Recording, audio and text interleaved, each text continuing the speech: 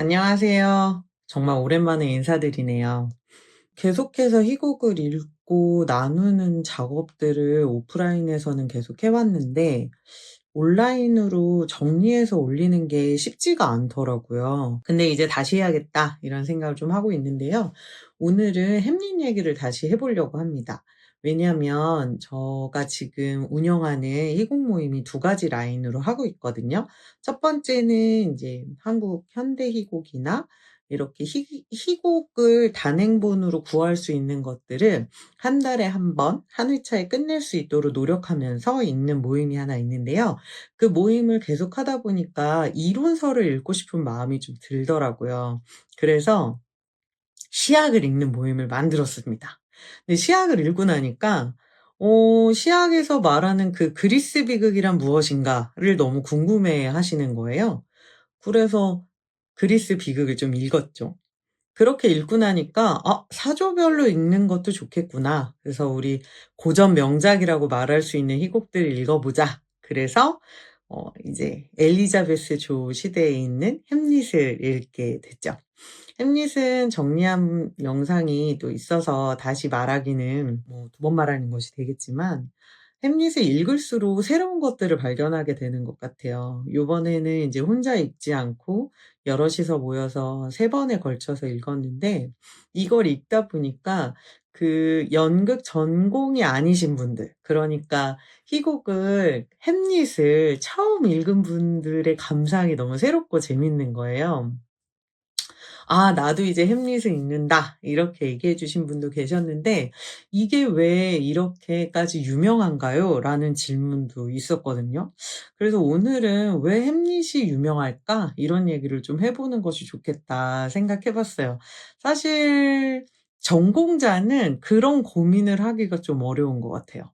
왜냐하면 입학할 때부터 "야 뭐 셰익스피어 4대 비극 햄릿이 최고지." 뭐 이런 얘기를 듣고 시작하니까 '아 햄릿이 대단한 작품이구나.' 이렇게 듣고 시작하거든요. 그래서 읽을수록 '오 이게 이래서 대단한가?'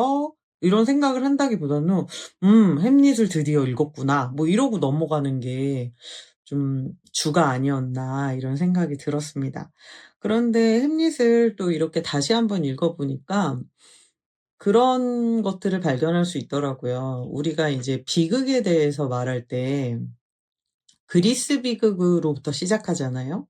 그때는 그 비극의 주제가 신탁과 관련된 것들이었어요. 그러니까 우리가 이제 흔히 알고 있는 오이디푸스 왕을 보면, 그 오이디푸스 왕의 아버지가 신탁을 받잖아요.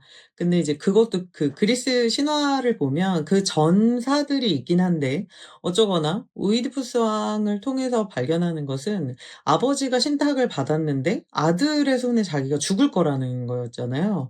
그래서 아들을 죽이려고 했는데 결국에 아들이 죽지 않고 살아서 자신을 죽이게 되죠. 그런데 아들도 아버지를 죽이고 싶어서 죽인 게 아니에요. 본인의 아버지인 줄 모르고 살해를 하게 되는 거죠. 그런 것들, 그러니까 신의 어떤 명령은 운명과도 같아서, 이 우리의 왕족들이 신탁받는 거 왕족들이니까 신탁을 어기고 싶어도 결국엔 그 운명에 따라 간다는 얘기를 하고 있는 거죠.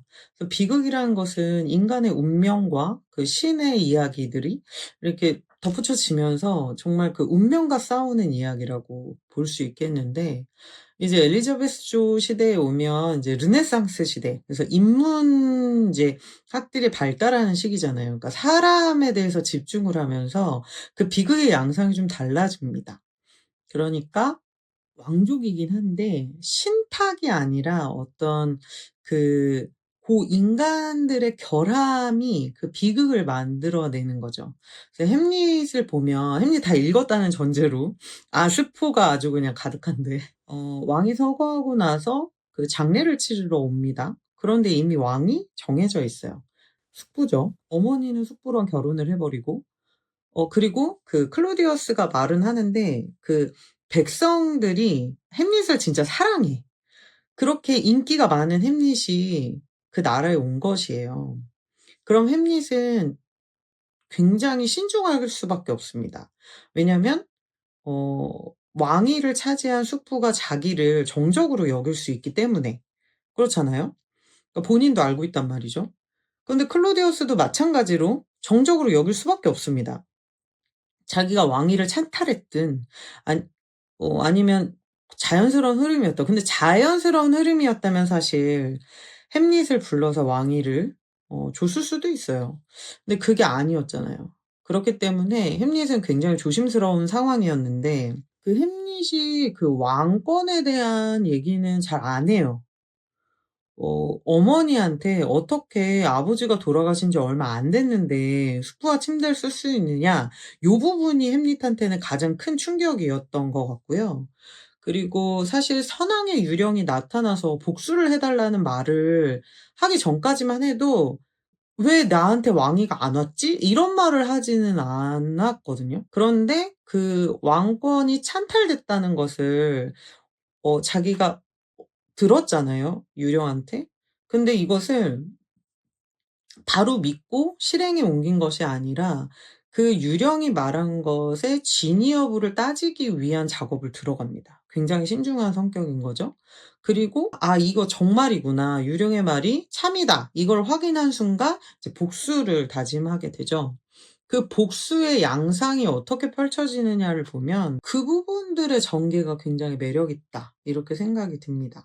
물론 오피리어가 희생 제물이 된 거에 대해서는 굉장히 안타까움을 금할 수가 없는데 그 시대의 어떤 흥행에 일조하기에는 굉장히 좋은 어 '배역이었다.' 이런 생각이 들거든요. 오피리어의 그 사랑스러움, 그런데 오피리어가 또 왕족이 아니란 말이에요. 그래서 왕의 그 왕자의 사랑을 받긴 하지만 그 왕자라는 것은 그 외교적인 방법으로 혼인을 통해서 이제 동맹을 맺잖아요.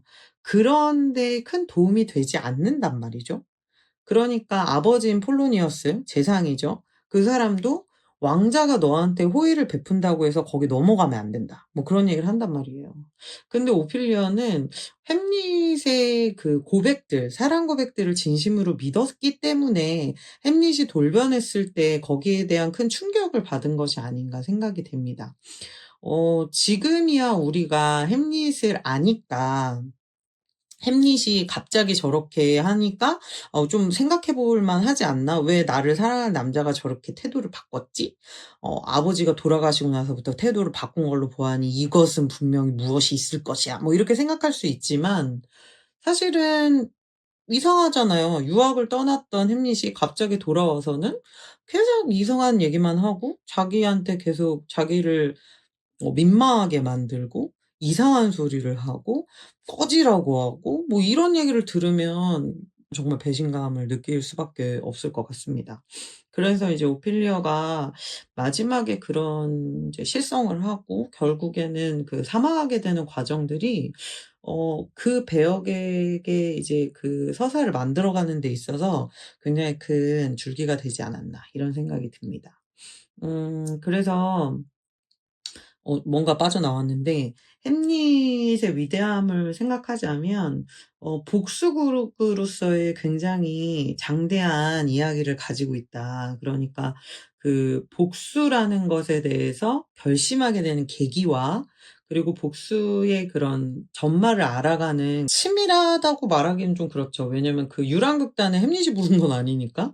하지만 그 지형지물을 잘 활용하는 것처럼 그때 들어온 것들을 놓치지 않고 활용을 하는 햄릿이 있죠. 그다음에 그 클로디어스에게 그 복수할 기회가 왔을 때 그 차후의 일까지 생각해 가면서 때를 노리는 그 부분들도 굉장히 매력이 있었고, 그리고 이제 만약에 모두가 사망하게 되면 그냥 미친놈으로 끝날 수밖에 없잖아요, 햄릿이. 그래서 그 우리 호레이쇼에게 "너만은 살아서 이 진실을 꼭 후대에 남겨다오."라고 말하는 것 자체가 어떤 자기 개인의 복수만이 아니라 이 자기가 사랑하는 왕국의 어떤 정통성 아니면 그런 어떤 권성징악? 아니 뭐라 그러지? 아무튼 그 왕위를 정상적으로 받지 않은 자에 대한 그 복수까지 들어가는 거죠. 대의를 위한 복수? 이런 것까지 한꺼번에 해결하는 그런 상황이 됐다고 봐요. 그리고 햄릿이 왕위를 이어받더라도 사실 선왕도 그 전쟁 영웅이잖아요. 근데 햄릿은 사실 전쟁 영웅은 아닌데 그 햄릿도 그 복수극을 펼쳐가는 중간에 살인을 저지른단 말이죠. 근데 그 부분이 사실 왕으로서 용서받을 수 있는 일인가에 대하면 그 정통성이 좀 애매할 수는 있을 것 같다는 생각이 들더라고요. 그렇게 되면은 그 햄릿이 왕위를 바로 잇지 못하고 그리고 포틴브라스에게 왕권이 넘어가는 그 모든 일련의 과정들이 어떤 어 흩어진 정의가 새로 밝혀지는, 새로 세워지는 그런 모습으로 돌아가는 것이다. 이렇게 볼 수 있을 것 같아요. 그래서 그 새로운 시대의 새로운 비극으로서 새 지평을 열었다. 이렇게 얘기하면은 너무 거창할까요? 저는 좀 이런 거창한 표현도 괜찮은 것 같은데, 그래서 그 햄릿을 같이 읽을 수 있어서 너무 좋았답니다.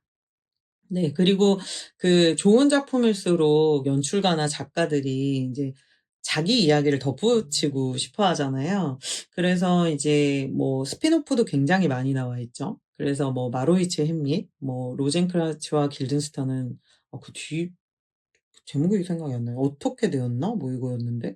그리고 오피리어에 대한 그런 영화도 이제 나와 있고, 그리고 햄릿은 꾸준히 영화화가 돼요. 그래서 제가 그 근래에 개봉한 것 중에 햄넷이라고 있는데, 이것은 햄릿 이야기를 그대로 한 것이 아니라 셰익스피어의 개인적인 경험, 그러니까 자기 자녀 중에 햄넷이라는 아이가 있는데 이 아이를 통해서 겪은 일들이 결국에는 햄릿으로 이어진다, 이런 얘기를 가지고 있단 말이죠. 그런 영화도 나오고, 저는 이제 에단 호크를 상당히 좋아하는데 그 에단 호크가 햄릿 2000에서 햄릿으로 이제 연기하거든요. 근데 그게 현대식으로 해서 그 털모자를 쓰고 나오는 햄릿이에요. 그래서 그런 되게 현대적인 건물에서 그 햄릿이라는 인물이 어떻게 설정될 수 있고 어떤 결정을 하는 것이 현대에서도 가능한가? 이런 거를 확인할 수 있는 영화였다. 이렇게 보는 거죠.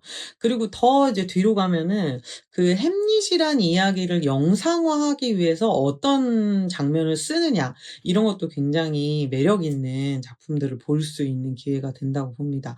그래서 저는 그런 각색한 것들을 보기 위해서는 원작을 알았을 때 큰 재미가 있다고 생각하거든요. 아닌 게 아니라 저희 희곡을 읽을 때 제가 리턴 투 햄릿에서 이게 장진 그 작가님이 그 리턴 투 햄릿이라는 희곡을 쓰셨는데 그게 이제 분장실에서 일어나는 이야기거든요. 그런데 거기에 있는 배우들이 연습을 하고 지금 공연하고 있는 작품이 햄릿이에요. 그거 연습 장면이 좀 나오는데 그때 햄릿의 이제 그런 장면들이 나오거든요. 근데 그게 한국식으로 바꾼, 그래서 사투리를 쓰고 뭐 이렇게 얘기하는, 좀 이렇게 재해석한 연극이다, 이렇게 말을 하는데 고 장면을 발췌해서 우리 모임에 있는 사람들끼리 읽었거든요. 근데 그 맨 처음에 희곡 햄릿이라는 걸 모르고 읽었을 때, 그러니까 햄릿이란 작품에 대한 선이해가 크지 않고 읽었을 때와 우리가 요 햄릿을 다 읽고 나서 그다음에 읽었을 때의 감흥이 다르다는 것을 확인할 수 있었어요. 그래서 어떤 분은 "원작보다 이렇게 새로 쓴 게 더 햄릿의 이해하기가 쉬운 건 왜 그럴까요?" 라고 물어보셨는데, 저는 우리 구어체, 우리가 주로 쓰는 말을 썼기 때문일 수도 있지만 그 햄릿을 우리가 한번 읽었기 때문에 이해도가 있는 상태에서 그 재해석한 작품을 읽었을 때 오는 재미가 더 있다고 생각을 했답니다. 그래서 이 햄릿이라는 것은 사실 고전 명작이기도 하니까 아직 안 읽어 보셨다면 한번 읽어 보시는 것을 추천드립니다. 그리고 '혼자 읽는 게 너무 재미없다.' 하시면, 같은 여러 희곡 모임에서 종종 선택하는 작품이에요. 그래서 저도 선택을 했잖아요. 그런데 요즘에 희곡 모임이 여기저기 되게 많더라고요. 그래서 희곡 모임 잘 검색하셔서 햄릿도 같이 읽어보는 시간을 가지시면 너무 좋겠다, 이런 생각이 들어서 우리 모임 후기 겸 햄릿에 대한 이야기를 추가해 봤습니다. 저희가 다음에는 맥베스를 읽을 예정인데요. 나도 맥베스를 좀 읽고 싶다 하시면은 인스타에 극적인 시간, 나니아의 옷장 이렇게 검색해서 구독을 해 두시면 맥베스 관련 안내문이 나올 것이다. 이걸 봐 주시면 될 것 같고요. 또 그 유튜브 커뮤니티에도 올리도록 하겠습니다. 어 희곡 많이 읽어서 너무 좋은 것 같아요. 요즘에는 희곡집도 잘 나오고 또 단독 출판하시는 분들도 많고 그래서 희곡을 사서 읽는 재미가 좀 늘었거든요. 물론 비용이 그전에 비해서 좀 단가가 올라가긴 했지만 그래도 이제 새로운 희곡들을 읽고 같이 읽을 희곡들을 찾는 그 시간들이 저에게는 굉장히 새로운 힘을 주고 또 좀 기대하게 만드는 마음을 갖게 해 주는 것 같아요. 좋은 하루 보내시고요. 희곡 읽기를 통해서 이야기의 재미를 만나는 시간도 꼭 경험하시기를 바라겠습니다. 그러면 또 찾아오겠습니다. 안녕.